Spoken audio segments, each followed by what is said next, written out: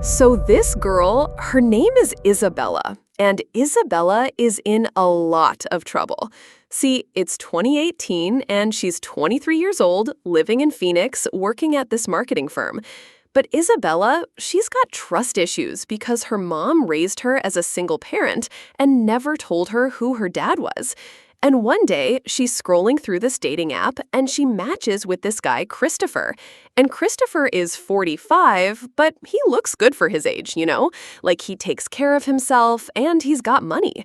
And Isabella, she's always been attracted to older guys because daddy issues, am I right? So they start talking, and Christopher is smooth as hell. Like, this dude knows exactly what to say. He's telling her she's beautiful and special and different from other girls. And Isabella is eating this up because she's never had a father figure in her life, and this guy is giving her all the attention she's been craving. And after a few weeks of texting, they finally meet up for dinner. And man, Christopher is just throwing money around like it's nothing. Fancy restaurant, expensive wine, the whole 9 yards. And Isabella is thinking, damn, this is the life. But here's the thing. Isabella's mom, Jennifer, she's been keeping this massive secret for over 20 years. See, back in the day when Isabella was conceived, Jennifer was working as a cocktail waitress at this upscale bar in Scottsdale, and she was hooking up with this older businessman who used to come in regularly. And his name was Christopher. And yeah, you can probably see where this is going. But Jennifer, she never told him she was pregnant because the dude was married and she didn't want the drama. So she just disappeared and raised Isabella on her own. Fast forward to present day, and Isabella and Christopher, they're getting serious, like really serious. And Christopher is love-bombing her hard, buying her gifts, taking her on trips, introducing her to his friends.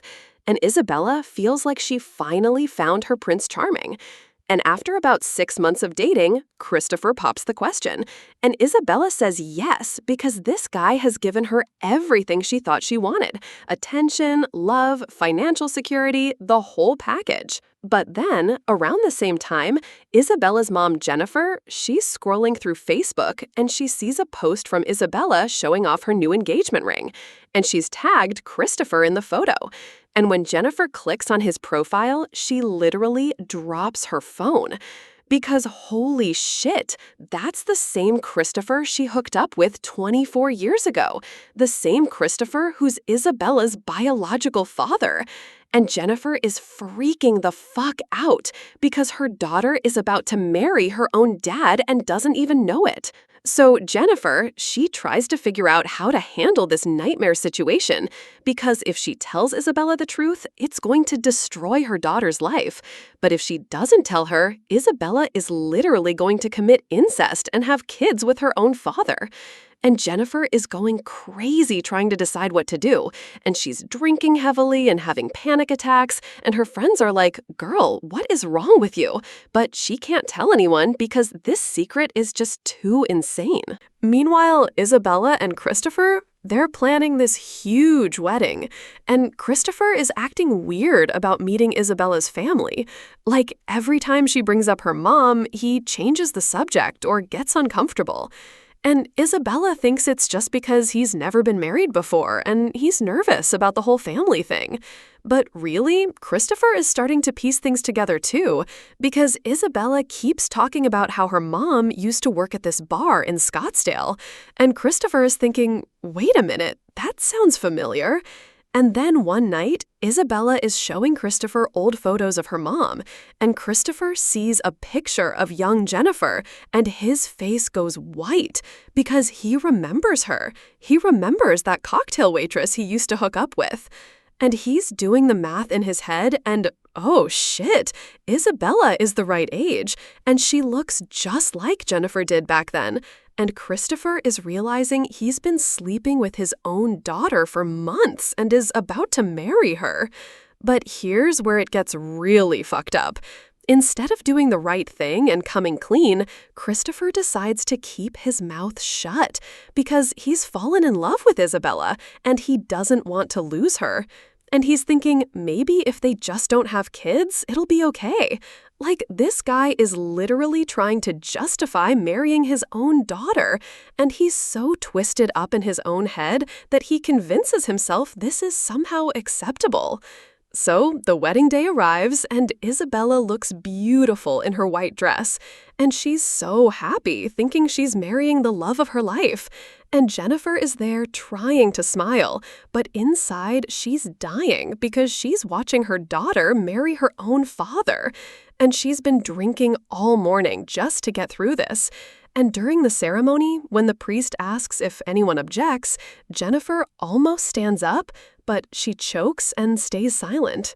But then, kaboom! At the reception, Jennifer gets so drunk that she finally snaps, and she goes up to Christopher during his speech, and she's like, "I need to talk to you now." And Christopher knows exactly what this is about.